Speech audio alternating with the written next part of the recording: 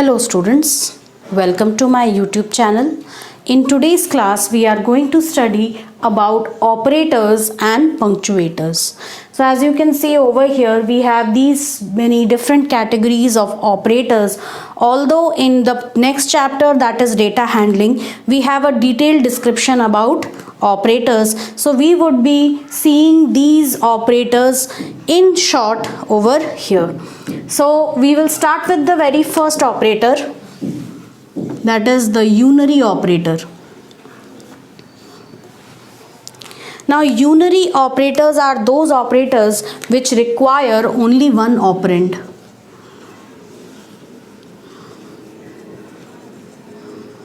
Only one operand, that is only one value. So we have normally some operators like plus, minus, which are unary plus and unary minus, logical negation not, and we also have a bitwise complement operator. So this is unary plus, this is unary minus, this is logical negation,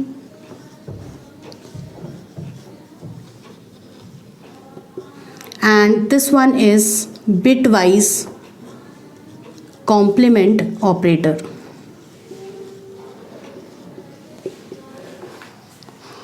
Now how they are used? These unary plus and unary minus, they can be used to just attach along with any number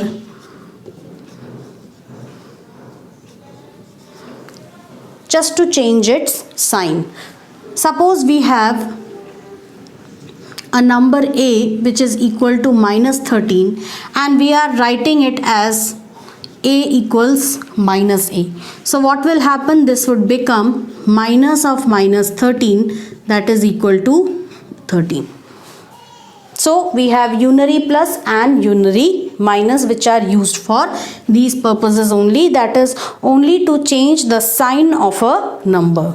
Next is logical negation, that is not operator. If you just apply not in front of any value, suppose if you say not true, then it becomes what? False.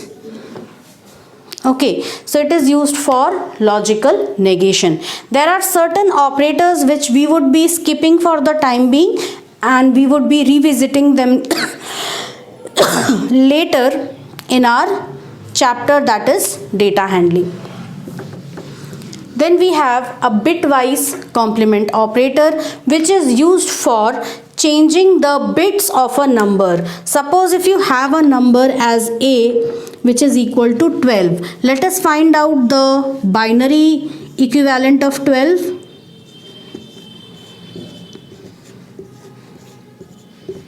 So it is what? 1100. So you can use a function bin to convert this a into binary.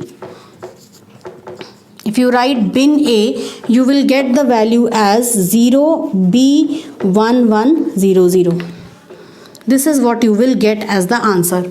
Okay, so now if you are writing tilde a, what would you get? Let us try to change the bits. So here this will be 1, 1, this will be 0, 0. And this 1, 1 is used for representing the decimal value 3. So you will get the answer as minus 3. This is the answer which you are going to get. Okay, so this is what is known as a bitwise complement operator. Next are binary operators, operators which need two operands. So what are they? We have the first one, that is arithmetic operators. Usually arithmetic operators are these: addition, subtraction, multiplication, division, floor division, raised to the power, modulus operator. So this is for adding two values, this is for subtracting two values, multiplication, division, this is floor division, this is a raised to the power b, and this is a modulus b. When I talk about this, if suppose the values of a and b are 5 and 7, you write a plus b, so we will get what? 5 plus 7, which is equals to 12. You write a minus b, 5 minus 7 equals to minus 2. 5 multiplied by 7, 35. 5 divided by 7. So if you divide 5 by 7, it would be like this. And you will be using a decimal point here. 7 sevens are 49.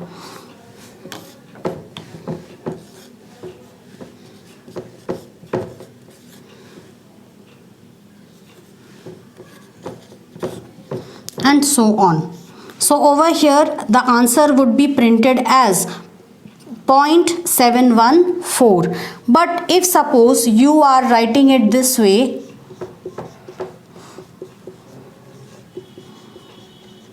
you are using floor division operator, then floor division operator will ignore the places after the decimal and only return 0 as the answer here. Next is 5 raised to the power 7.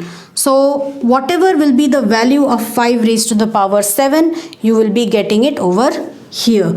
Right now it would take a lot of time to calculate that. So we would be, let us do this. So if I multiply it, it would be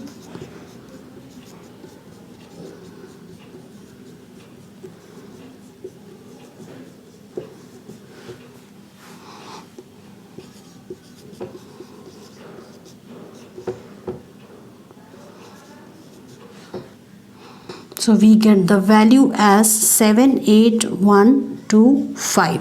So if you use this, you will be getting this answer, that is 5 raised to the power 7. Next is a mod b.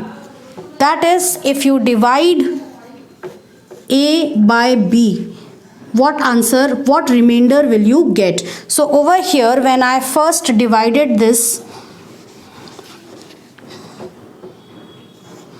I got the remainder as 5. So this will return the remainder of the number here.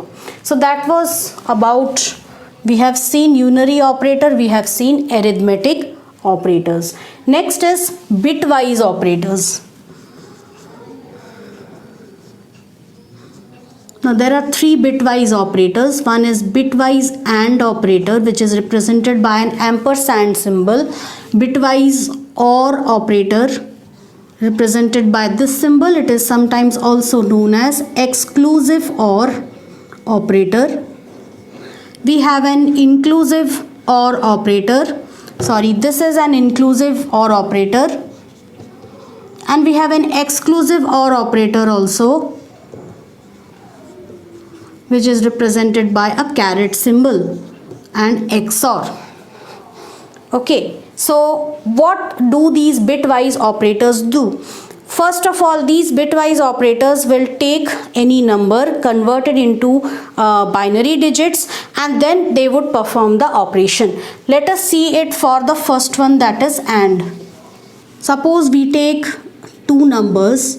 I write here A as 5 and B as 7, and I write A and B. So if we have 2 numbers over here, A and B, and A is 5 and B is 7, let us represent 5 in the form of binary digit. That would be 101, and 7 if we represent in the form of binary digit, that would be 111. So now when I write A and B, what answer will it give? So it will first take 101, 111, and now it would perform the bitwise AND operator on it. Bitwise operators are those operators which operate on every bit of the number. Like over here, we are using the AND operation. So what does this AND operation say? Both the bits of at corresponding locations in the number, these both bits, if they are 1,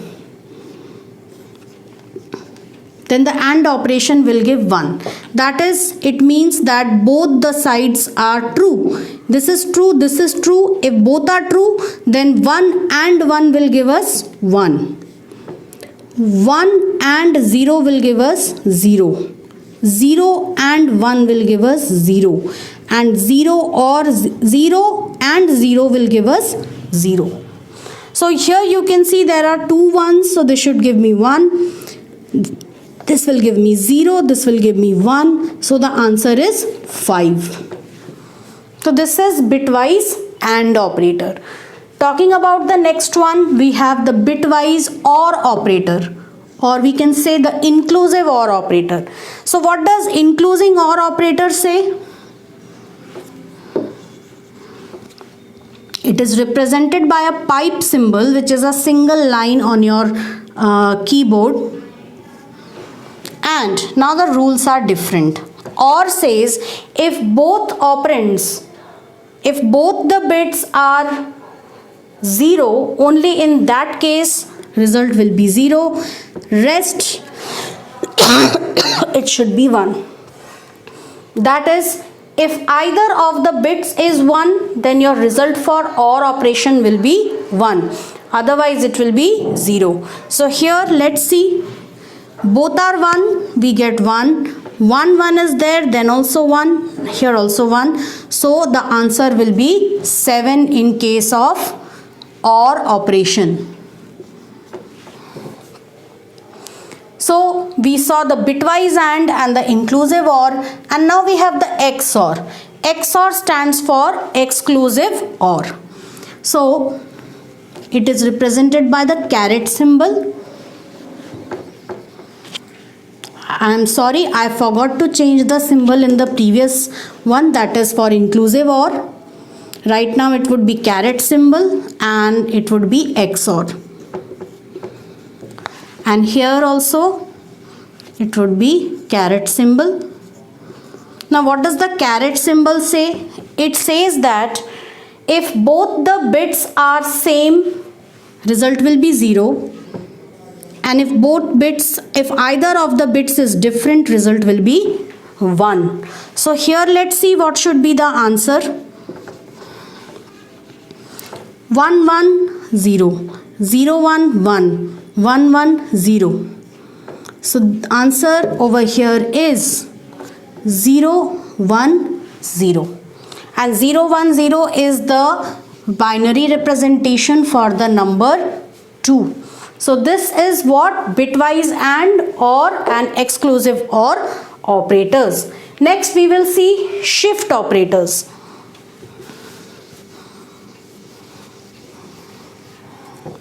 These are also categories of bitwise operators. Bitwise shift operators. We have 2 of them. This is shift right and this is shift left. Represented by 2 pairs of greater than or smaller than symbols. So how these operators work? Now to represent these operators, to work on these operators, we write it this way. If I write A, if I have a number over here, say A, and that number it represents 10. It has 10 in it, whose binary equivalent is, I'm going to write it this way, 1010. Its binary representation is 1010. So if I write, so we have a value A. If we write it this way, this is A shift right. So how will I get it? First A will be converted in the form of 8-bit byte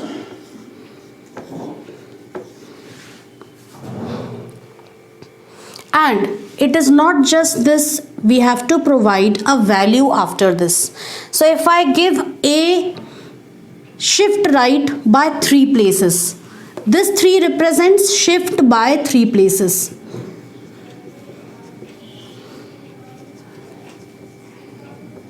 So over here, this from this number, these 3 bits will be shifted. How? This 1 would take up the place because these 3 bits have to be shifted. Hence, it would bring this 1 to this place and this 0 here, this 0 here, and so on. So it would be like 1 0 0 0 0, 4 zeros, and these leftover places would be just filled with additional zeros. So all what I did was simply remove the first 3 bits and over here add 3 more leading zeros. So this is what I shifted all the bits of the number A to 3 positions towards the right side. So this will give me the value what? The value 1, because 0 0 0 0 0 1 means it is the binary representation for the number 1. Same way, if I write A left shift 3,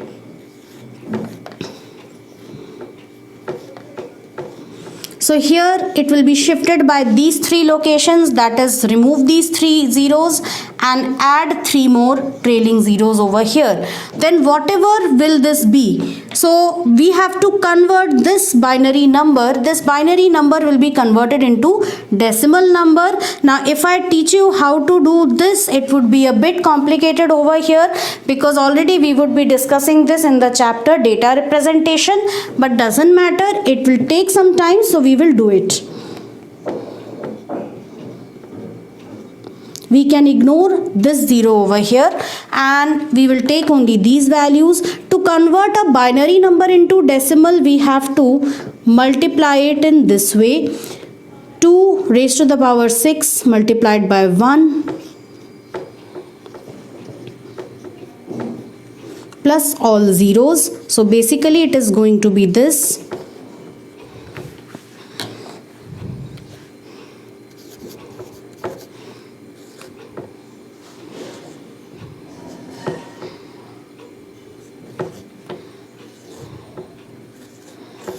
It is going to be 80. So we will get the value 80 over here. So this is your bitwise shift operator, although you won't be needing this much over here. Next is identity operators. So what are identity operators?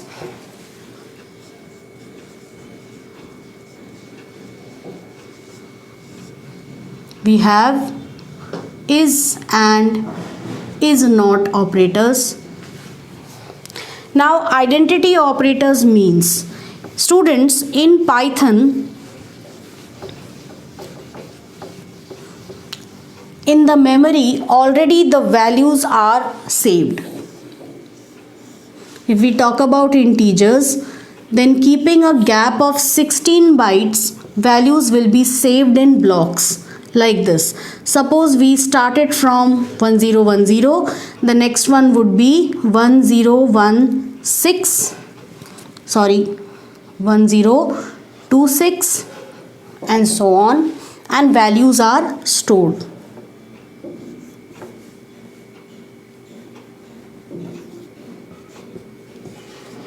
Somewhat like this. So now when we are writing VAR equals 5, so this VAR is actually pointing to this location. Now over here,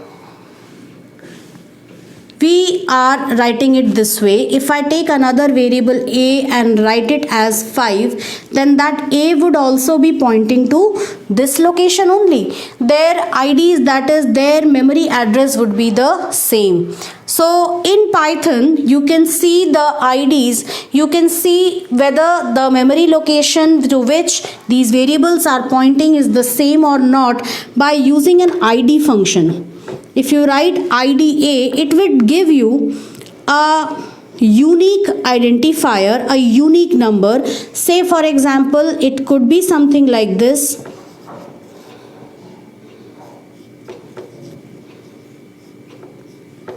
Something like this, a long number you will get. Okay, so that would represent the address of that number. That number is actually, it is not actually the address, but it is just to provide, it's just a unique identification number which is given to this value which is stored over here. So what you can do is, if you write here VAR is A, the answer will be true in this case because they both are pointing to the same memory location. But if suppose you write here A equals 7, so now A points to this value, that is 7. So in this case, if you write VAR is A, this will give you value false. And if I write where is not A, in this case where is not equal to A, so it will give you the value true. So here this is identity operator which shows the identity of values, whether a particular variable or two variables, whether they are pointing to the same memory location or not.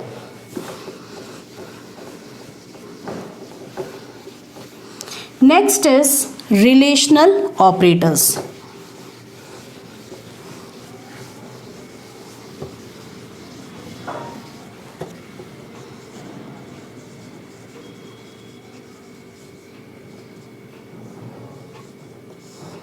Now what are relational operators?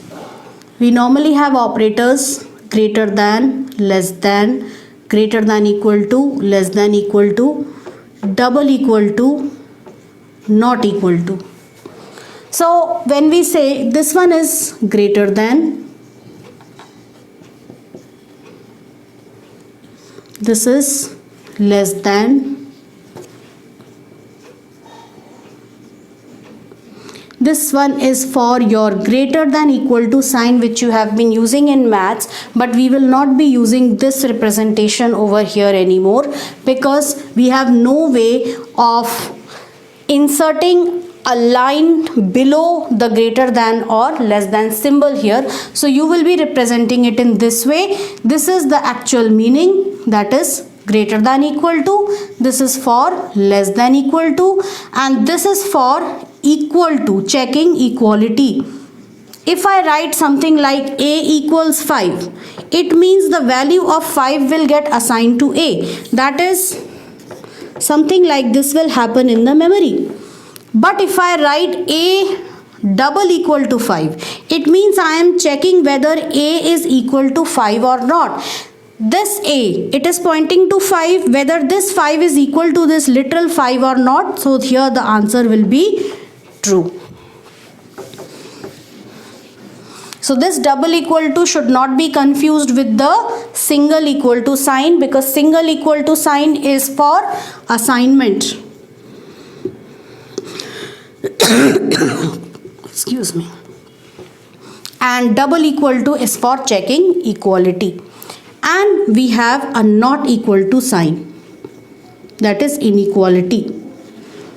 This is to check whether both sides are unequal or not. So these are all the relational operators. If I write A equals 5 and B equals 7, then let's see the values, results.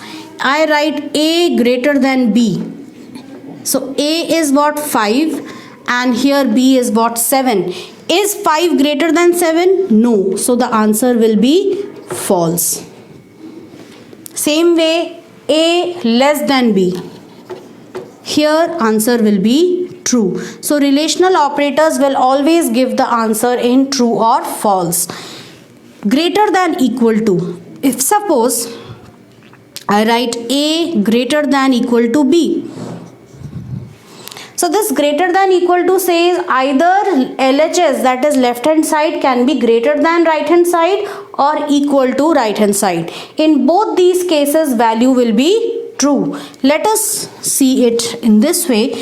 Right now the values of A and B are different. So if I write A greater than equal to B, it is neither greater than B nor equal to, so the result will be false. But if I write A less than or equal to B, then it is not equal but it is less, so the result will be true. And if I write A greater than equal to A, this will be true because they both point to the same memory location and their values is the same. Hence, we will get what? Answer as true. Now, students, you might be thinking that this should also give me the answer for A is A. No doubt it is going to give me true over here also, but sometimes when you are working with collections, at that time the result of equal to and is may not be same in some cases. So that is the reason you should not say that okay, I can do the work with is. So it is not always applicable, because is works on the internal identity of your identification number of your value, okay, which is being stored in the memory. So this way you can also have less than equal to or not equal to. Next is logical operators. Now what are the logical operators?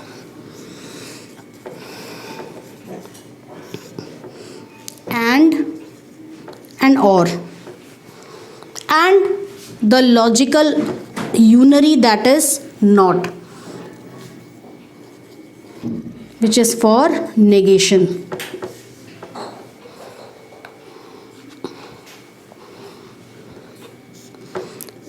Again, and is for checking whether both sides are equal or not. That is, if I write A and B, if A contains a non-zero value and B also contains a non-zero value, then it shows that A and B are both non-zero, that is, they both are true. And if both are true, it means what? The result will also be true. And sometimes you can also do it this way: A greater than B. If A, we have three values, say A is 5, B is 7 and C is 6. So I write A greater than B and A greater than C. We want to check whether A is greater than all the values or not. So is A greater than B, 5 greater than B than 7? Answer is false. And A greater than C, 5 greater than 6? Answer is false. So false and false will give me what? False. So this is how I am going to work with and. And says that both sides should be true such that your result is also true. Okay. Or says that either of the sides should be true such that the result is true. That is, the result will be false only when both sides are false. So here A is also non-zero, B is also non-zero, hence they both are true. So true or true will give me what? True.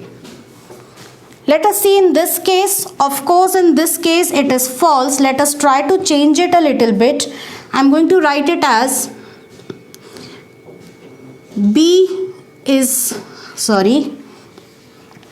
C greater than A or C greater than B.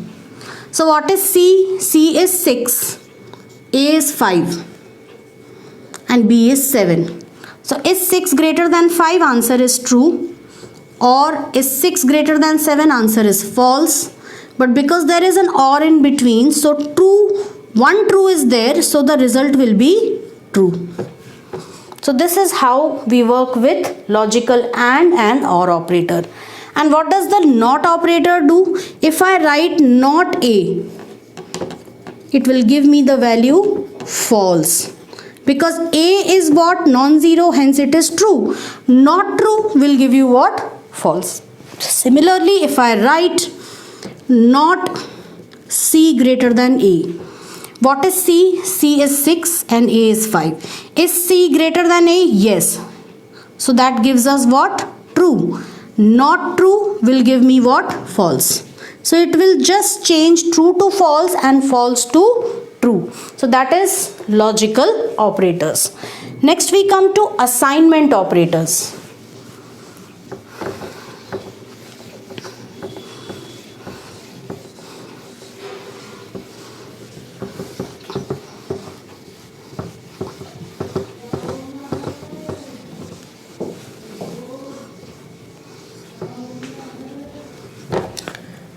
Now, assignment operator we already know,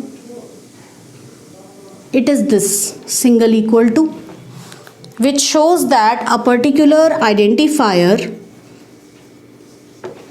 is pointing to a certain memory location which contains a literal. Suppose the literal is of type float.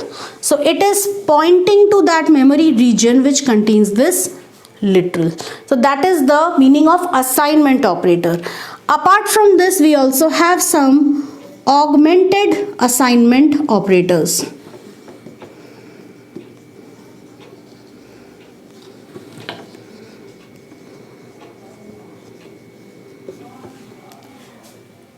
What are the augmented assignment operators?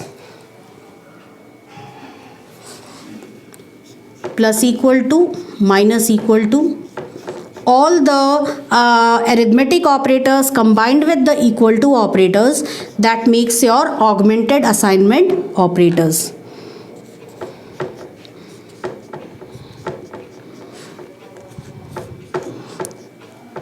The meaning is, if I write A equals A plus 1, it means that add 1 to the value of A and assign that changed value to A. That is, if A is 5, then add 1 to 5, it becomes 6. Now let A point to 6. So this can also be written using the augmented assignment operator. That is A plus equal to 1, which means add 1 to the value of A and assign this value to A. So same way it is with the others also, which we will be seeing in detail in the next chapter. Last is membership operators.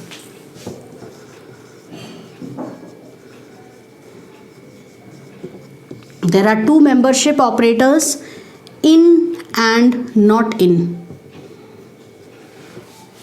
And this would be clear when we are studying with strings, lists, tuples, dictionaries and so on. I will just give you a small introduction to it. Suppose I have a string known as S and it contains hello. And I say E in S. Is there any character E within the string S? Answer will be true. And if I say E not in S, answer will be false. But if I write Z not in S, answer will be true. So these were all the operators which you saw in Python. So very soon we will be starting with our programming, and there the use of all these operators will be clear to you. Apart from these, we use certain punctuators also, like square brackets, round brackets, curly braces, double quotes, single quotes, period sign, comma, semicolon, colon and many others. So these are known as punctuators. So together all these constructs which we studied, keywords, identifiers, literals, operators and punctuators, they make up our tokens. Okay, so here we complete with our topic, that is tokens.